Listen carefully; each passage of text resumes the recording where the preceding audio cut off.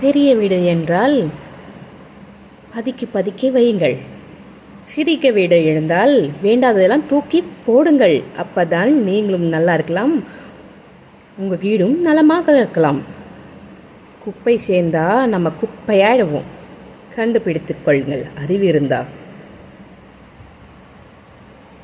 சுத்தமாக இருந்தால் தான் நம்ம உயிர் வாழ முடியும், சுவாசிக்க முடியும், நேசிக்க முடியும். புரிந்ததா?